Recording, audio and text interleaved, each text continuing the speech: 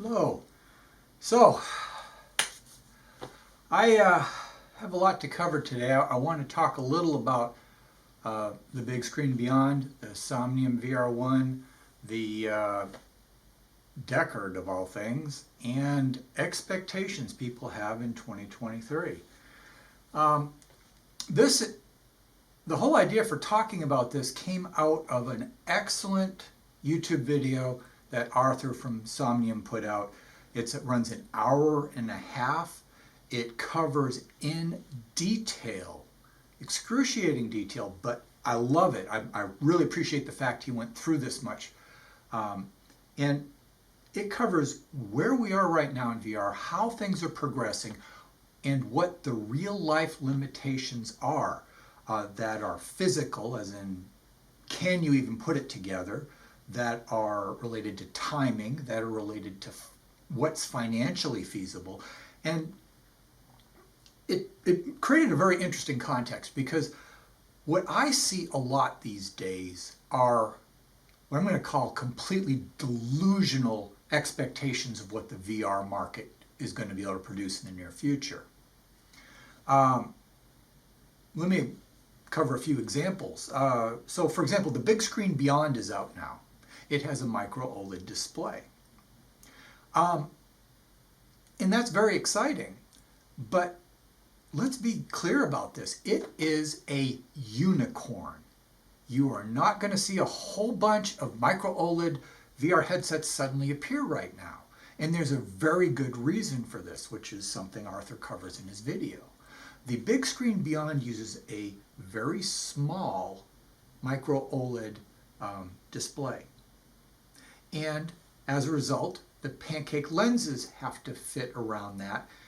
And everything has to be tiny, small, and very close to your eyeball and very, very well aligned, which is why Bigscreen Beyond has the custom interface with a face scan and has the IPT adjustment, just so it's the only way to make the optics for that size display give you enough field of view to be a viable headset today. So the Bigscreen Beyond is designed the way it is because it is the only way to market with a micro OLED display today.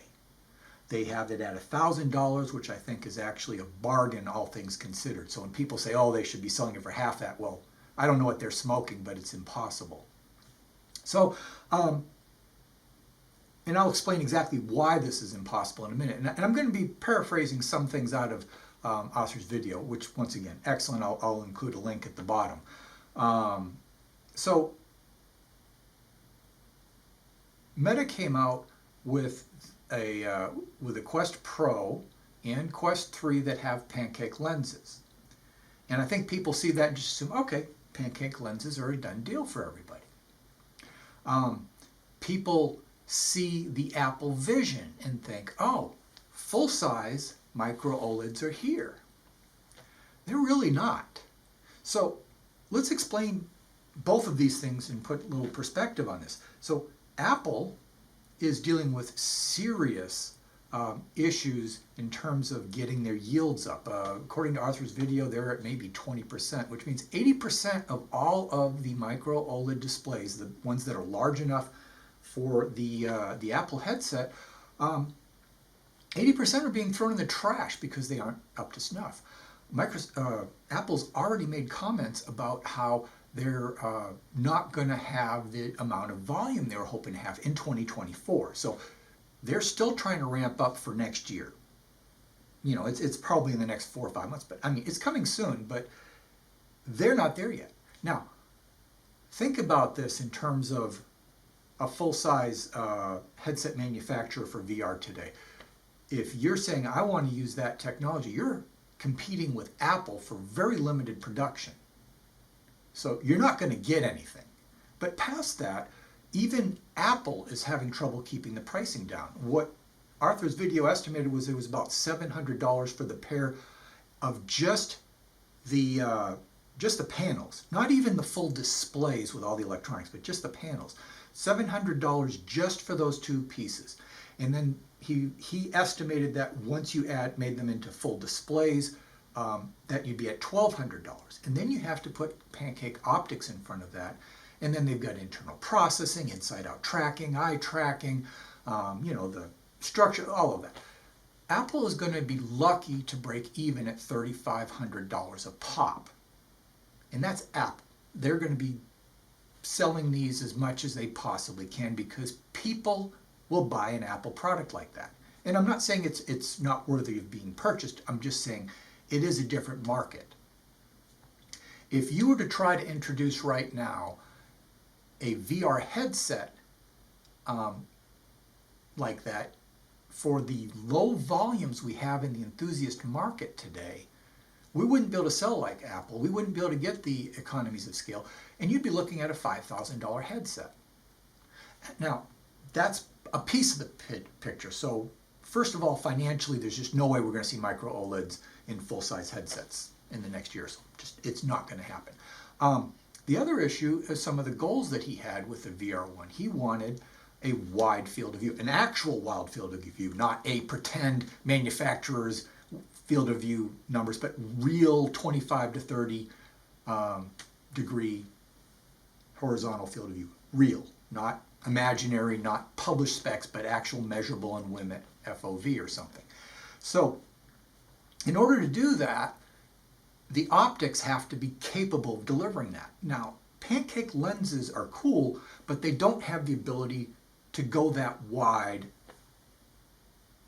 with the given size of a current micro OLED panel. So if you take the larger display coming for the Apple, it's still not large enough to give you as wide a field of view as Artur was going for with his headset.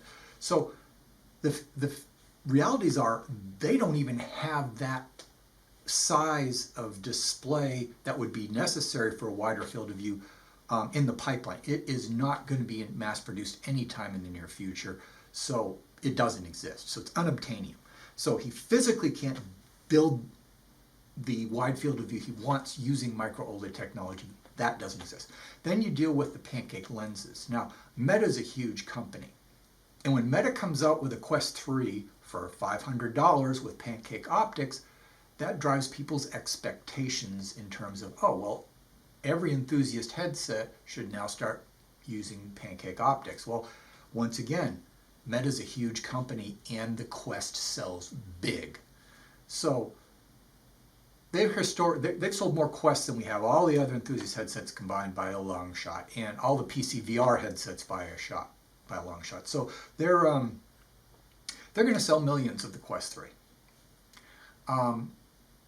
And if you were to take all the Valve indexes and all the Oculus Rifts and all of the Pimaxes, Bigscreen Beyonds, Vives, you add them all up, you're not going to equal what the Quest 3 is going to sell. And so they can actually spend the huge amount of money up front to design the pancake optics to the level that they have and get it that way. So another thing people will think is, oh, well, if they've got pancake optics, then why don't they have micro OLEDs behind them? And the micro OLED that the Bigscreen Beyond is using is basically incompatible with that. If you were to take a chip that small and micro OLED display that small and put it with the Quest 3 optics, you'd have a tiny little view in the very middle of your screen. And in fact, the physics would still make it hard to make that work. But the bottom line is you're hooking together pieces that were never made to fit together.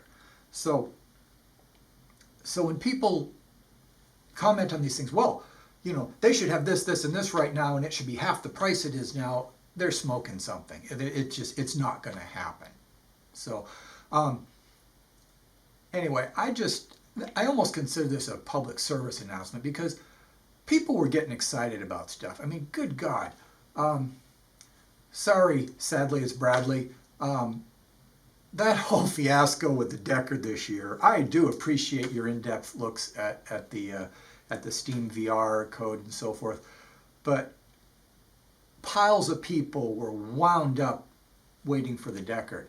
And the fact is, the expectations that we had for the Deckard to have a wide field of view and have micro OLED and a huge laundry list, everybody's favorite features that they wanted.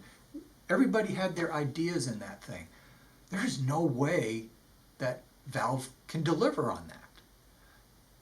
If they were delivering something that could actually produce at a price that people would actually buy today, everyone would have been disappointed because expectations were so astronomically high that the Deckard was going to be everyone's dream headset.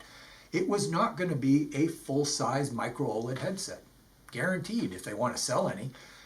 And if it was going to be that with Pancake, it'd be all these things that Artur explained over an hour and a half don't exist today, can't exist today, and you'd be going head-to-head with Apple trying to make it happen. So we're in a really weird period of time because people have these high expectations that we're right around the corner from having our dream headset, and it's not close. I'm sorry. It's a reality check. We're not close. Now, the Bigscreen Beyond is going to be very cool for what it is. It is micro OLED in a small form factor. I'm very excited about it. Now, I like my Arrow, but I want something that stays on my face and moves around. Or it moves with my face and doesn't move relative to my face. And I think the micro OLEDs are going to be great. They've got the deep dark blacks, excellent color. The color gamut is going to be excellent. There won't be any moire to deal with or chromatic aberration. So there are some very cool things about having micro OLED today. But because of the pancake lenses that they have on there are limitations. And Artur goes into these as well with the smaller with the smaller micro OLED display, there are physical limitations for what you can do with a pancake lens. And I think Artur said the absolute maximum field of view you could get out of it would be about 105 degrees. And Bigscreen Beyond is pushing that at about 103. So, like I said, the Bigscreen Beyond is a unicorn. Now, there is some edge-to-edge clarity drop-off, and Artur once again explained the physics of what you can get that looks sharp out of a pancake and micro OLED in that form factor. So we are dealing within the limitations of what we can do in that form factor. I think it's going to be a fantastic headset. I'm really looking forward to it. I think it will be my daily driver, but it has barriers. It simply cannot pass. So if people are expecting a wide field of view micro OLED display, it's not going to happen. Even the Apple Vision is going to have limited field of view compared to what a lot of people are wanting today. So I guess the long and short of it is, the Somnium VR1 looks like a very competent headset. It looks like it's the next stage in development for, if you're looking at the Varjo Aero, the Pimax Crystal, the Somnium VR1 is going to be the next logical step. It is going to have the eye tracking that these guys have, but then it has all the other extras that you can pay on top of that. Now, it won't be an inexpensive headset. It is an enthusiast headset, but it's relatively affordable within the technologies that Artur has to work with today. And in his video, he showcased some of the things that are coming in the future. He did mention the Hypervision 4-panel or 2-panel per side ultra wide field of view prototypes, and they were saying they didn't think that would likely make it into a headset for at least 2 years. He showcased or he showed something that he called the VR2, which had a 120 by 160 field of view. Sounds fantastic, but once again, he said many years away. So we had rapid succession. This year we have the Pimax, we have the Bigscreen Beyond, we've got the Somnium VR1 coming, and people are thinking, okay, the floodgates are open, and I think we're about to see the end of that. I think once the Somnium VR1 comes out, we'll have a new leader for edge-to-edge clarity, wide field of view, and a standard size headset. And then we have a completely new form factor with the Bigscreen Beyond, which has some compromises. Now, personally, I think they're going to be worth it because field of view is relative. And by that I mean, when I've got my Arrow on and I'm in a room scale game and I'm playing a first-person shooter, I have to change how I move my head because the headset's moving around on me. And I'd have a more realistic field of view if I could snap my head and have it be in focus when I got there. And I didn't have to wait or move my head differently to try to keep the headset from juggling around. So they're all compromises at this point in time, but you can't have it all. You can't have the small form factor and ultra wide field of view, and you can't have the micro OLEDs scaled up right now with pancake lenses. So we have lots of limitations that we're going to have to live with, and that is the truth. And I highly recommend, if you have the time, to watch Arthur's video. He goes into extreme detail, and by the time you come out of it, you explain exactly why Bigscreen Beyond had to do what they did to get their product out the way it is. It'll explain exactly why he didn't consider those compromises acceptable for the objectives that he wanted to achieve with the VR1. And I'm not trying to take away from either headset. I'm excited about the Bigscreen Beyond. I think the Somnium VR1 is also going to be a very nice headset. And that's all I've got to say, but just I guess this is just a cool your jets, brace for reality check. Sorry, it's it's going to take longer than people want, but we are still going to be waiting a while before we have this perfect headset.